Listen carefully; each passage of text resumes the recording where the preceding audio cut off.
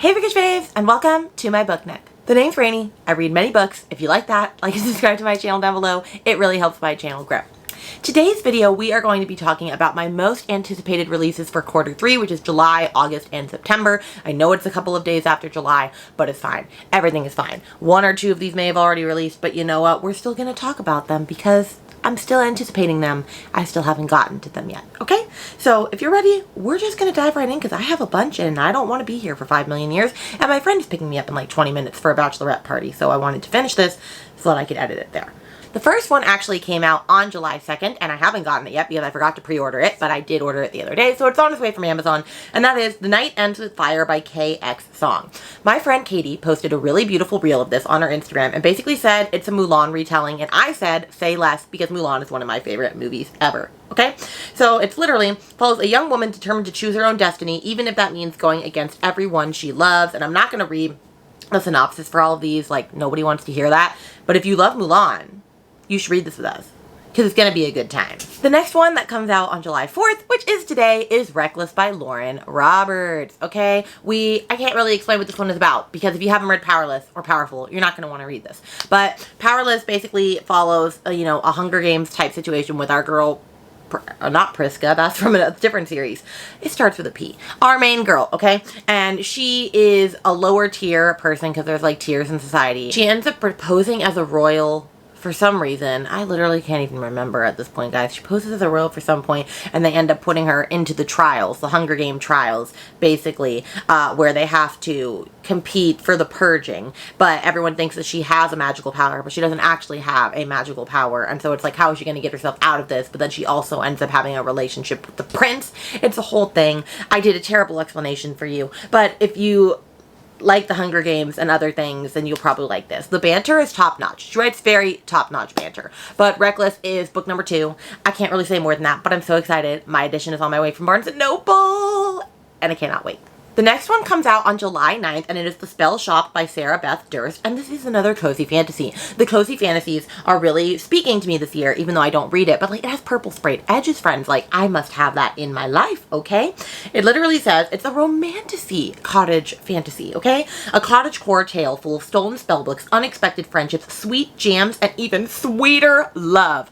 It's got to be good, right? It's got to be good. It has a really good rating. It has a 4.27, so although people are saying that it kind of reminded them of Legends and Lattes, and I don't know about that because I didn't love Legends and Lattes, but I did this to my own self, so I'm gonna read it. Another book that also comes out on July 9th is The Darkness Within Us by Trisha Levenseller. It's the sequel to The Shadows Between Us. I'm pretty sure it's the first one, and I haven't read that yet, so I can't really tell you what book number 2 is about, but I've always wanted to read book number 1. And so book number 1 says that basically Alessandra's tired of being overlooked, but she has a plan to gain power. Woo the Shadow King, marry him, kill him, and take his kingdom for himself. And then I'm assuming she falls in love with the Shadow King or something like that. But it sounds right up my alley. It's romantasy. Like, what more do I need in my life? Then moving on to July 11th, the day before my birthday, is Play Along by Liz Tomford. It's the 4th book in the Windy City series. I haven't read book number 3 yet, caught up, but I read book number 1 and 2, absolutely loved them, 5-starred them, had the best time with them. And so I'm very excited for this one because this one, if I'm right, I'm pretty sure follows Isaiah,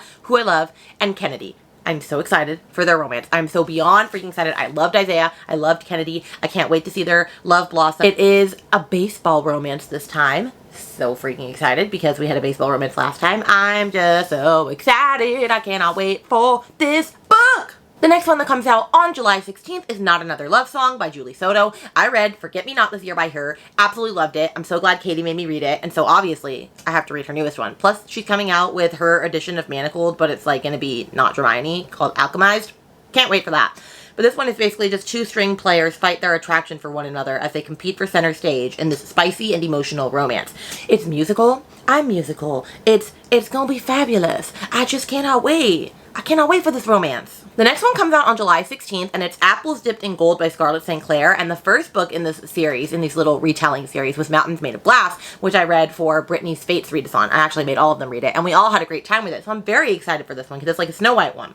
It basically says, Orphaned at a young age, Samara is left under the care of her 3 horrible brothers. Just when she thinks she can't take another day of their abuse, a handsome prince offers her hand in marriage. Her brothers agree in exchange for a large dowry, but on her way to her new kingdom, her carriage is ambushed by Lore, the wicked prince of Nightshade. She believes the Fae has snatched away her chance at freedom to punish her for her crimes against his kind, but punishment is only half of his plan. The truth is, he's pined after her for 7 long years. She's all he can think about. Can the prince of Nightshade, whose power over poisons rivals none in the enchanted forest, manage to find a remedy, or will he succumb to her love? I loved the first book. I loved the first book, so I can't wait for this sequel. Like, I hope me and Brittany Buddy read it, because I'm so excited for this. July 31st is probably my most anticipated book of the year, which means I need to finish book 3 so I can get to book 4, if it comes out on the 31st, as it says, is Burn of the Everflame by Penn Cole. I'm so excited. Spark of the Everflame is one of my all-new favorite series, the Kindred Curse Saga. It is freaking fabulous. I love it so much. My friend is on my way, so I gotta hurry. This is so fabulous. I love this book so much. I can't really say much more about this series. I've talked about it 500 times, so I'm not gonna really explain what it's about. You're gonna have to look it up for yourself or put up synopsis or something.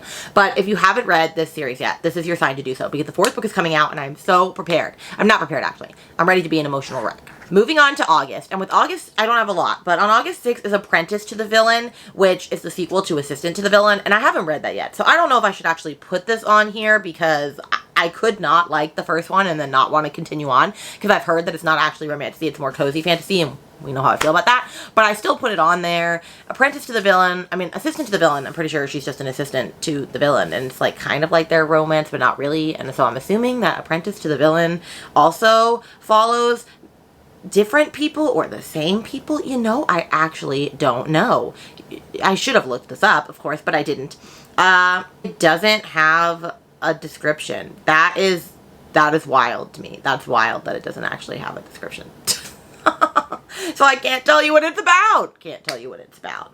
Then we're moving on to September. I told you I didn't have a lot of books coming out in August. September 3rd is Wild Eyes by Elsie Silver, which is the sequel to Wild Love, which, fun fact, Elsie Silver just came out with her order of how you should read books, and she said if you wanted to read them chronologically, then you would read Gold Rush Ranch, Chestnut Springs, and then the Wild Love series, but if you wanted to start and read them in her order, she starts with Wild Love. So I'm like, oh, I can read that now? Bet, because I've only read part of Chestnut Springs. But Wild Eyes, I'm not going to say who it follows, because I feel like that'll probably ruin things from book 1, but, you know, it's a billionaire-y, cowboy-y, westernish type romance. So, like, if that's your thing, you should do it, because I love Elsie Silver. I think she writes fabulous books, so I'm very excited for this next one in the series. The next one also comes out on September 3rd, and I don't even know how I stumbled upon this, but the cover really spoke to me, so I'm going to read it, and it's called Us in Ruins by Rachel Moore. And it says, Margot is on the quest to uncover and reassemble an ancient and cursed vase with the help of a boy who went missing in 1932, because it's the only way to put back together her broken heart in this standalone adventure rom-com, perfect for fans of What the River Knows and The Lost City. I don't know if I'll actually like this, but the cover is stunning. It kind of screams like historically romantic-y, which I don't know if that's my vibe, but like, guys, the cover is really speaking to me. That's all I really need. Also on September 3rd is A Dawn of Gods and Fury by K.A. Tucker, which is the last book in A Fate of Wrath and Flame, which I've only read that first book with my friend Katie, but I 5-starred it. It's one of my favorite books of the year so far, so I need to read books 2 and 3, because I did pre-order book 4, because I can tell that this is going to be an all-time favorite series of mine, and so I need to fix that. And so I'm not going to explain what it's about, obviously, because that will ruin things for you. But let's just say it's about a thief who is posing as a princess who apparently tried to murder said soon-to-be husband, and so, like, they have to work together, though, and there are witches, there's vampires, there's fae, there's all these other things in this world, and it is spectacular. Then we move on to September 10th with one of my most anticipated books of the year, because Rachel Harrison is one of my favorite authors of all time. I've read her entire backlist, is So Thirsty, and it's literally a vampy, like, friendship type book, okay? A woman must learn to take life by the throat after a night out leads to irrevocable changes. Sloane Parker is dreading her birthday. She doesn't want to remember she's getting older or that she feels indifferent about her life. Her husband surprises her with a birthday weekend getaway, not with him, but with her best friend, troublemaker extraordinaire Naomi. She anticipates a weekend of wine tastings and cozy robes and strategic avoidance of issues she'd rather not confront, like her husband's repeated infidelity. But when they arrive at their rental cottage, it becomes clear Naomi has something else in mind. She wants Sloane to stop letting things happen to her and to really live, so she orchestrates a wild night out with a group of mysterious strangers, only for it to take a horrifying turn that changes their lives forever. They're forced to come to terms with some pretty eternal consequences. Probably about vampires. Oh my gosh. I can't wait. I can't wait. I can't wait. And the cover, fabulous. The next one also comes out on September 10th, and it is Somewhere Beyond the Sea by T.J. Klune. It is literally book number 2 in House of the Cerulean Sea. And I loved that book. I loved that book. And that is a cozy fantasy that actually really worked for me. I cannot wait for this. So I'm not going to explain what it's about. But basically, House of the Cerulean Sea is a bunch of misfit, like, creatures and characters live in this orphanage house. And it's about to get shut down because it's apparently too dangerous. And so our guy Linus has to go in and make sure that these kids are not actually that harmless and they can be taken care of accordingly. And then the second book, I'm not going to say what happens, but oh my gosh, I can't wait. I can't wait. I can't wait. I'm so excited. I love these characters. They are so cute. I can't even with this. The next one comes out September 17th, and it actually is already out, but it's getting re-released by Bloom with really beautiful covers, and so I'm going to wait for those before I read it. And it is Grimstone by Sophie Lark, my queen, my mafia lady, okay? And this one I don't know a lot about, but I know that it's spooky ooky. I know it says, Remy is beginning to think she's cursed, her fiancé cheated on her brother is a pain in her ass, and the moldering mansion she inherited from her uncle might be haunted. Blackleaf Manor already feels impossible even before she's blackmailed by Dane, the hot doctor next door, and Grimstone's most eligible bachelor. If you can ignore the fact that everyone in town thinks he murdered his wife, she doesn't want to believe it, even after he sews up a gash in her thigh and steals a kiss in payment. But as the renovation takes a strange and violent turn, she must decide if Dane is the one haunting her nights or if he's trying to protect her from something much worse. That's all you really need to tell me.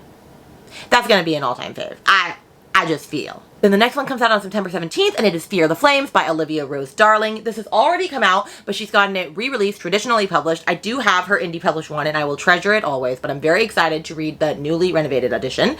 And I'm not going to read all this about, but basically, it's about our girl Elowen. She is a princess with a link to 5 dragons, but her blessing is her curse. She ends up having to be on the run, and then she ends up having to pair up with this commander from the other side, or enemy kingdom, and she has to offer a deal, and they have to work together. And that's all I'm going to say, but I'm very excited. I've heard that this book is fabulous, and so I feel it's going to be even better now that it's been picked up by a traditionally published author. The next one also comes out on September 17th, and it's An Academy for Liars by Alexis Henderson. I actually haven't read anything by her yet, but this looks really good because it's dark academia, and I do always like that. And it says, a student will find that the hardest lessons sometimes come outside the classroom in this stunning academia novel. That's all I'm really going to say about it, but the cover is beautiful. I love dark academia, so I can't wait to see what this one entails. Next one also comes out on September 17th, and it is A Dark and Drowning Tide by Allison Saft, and the cover alone really got to me. I've not read an Allison Saft yet. I do own one of hers, and I've had her on my radar for a while, but I just haven't gotten to her yet. And it says, a sharp-tongued folklorist must pair up with her academic rival to solve their mentor's murder in this lush and enthralling sapphic fantasy romance. Okay, I didn't need to hear a lot more than that. The cover, like I said, is beautiful. I know she writes YA, but I've heard this is good, so I really hope that this lives up to all my expectations. And the last book that I have comes out on September 24th, and it is Graveyard Shift by M.L. Rio. I read If We Were Villains by M.L. Rio. Absolutely loved it. Had the best freaking time with it. So when they come out with another novel, I had to read it, obviously. And so this one says it's about a ragtag group of night shift workers who meet in the local cemetery to unearth the secrets lurking in an organ grave. Every night in the cemetery, 5 people cross paths as they work the late shift. A bartender, a rideshare driver, a hotel receptionist, the steward of the church, and the editor-in-chief of the college paper. One dark October, they find a hole that wasn't there before, a fresh open grave, but who dug it and for whom? Before they go their separate ways, the grave digger returns. As they trail him through the night, they realize he may be the key to a string of strange events happening around town that have made headlines for the past few weeks, and that they may be closer to the mystery than they thought. I'm sure it's going to be great. M.L. Rio writes great books, so I'm very excited for this. And with that, that is all of the books that I'm excited for in July through September. If you got to the end of this, then let's put a tombstone or a skull emoji or something for Graveyard Shift. Let me know which of these books you're most excited for, or if there's a book that you're excited for that I didn't talk about, because I would love to have more books, to add to my never-ending list. And with that, I will see you guys in a video very soon.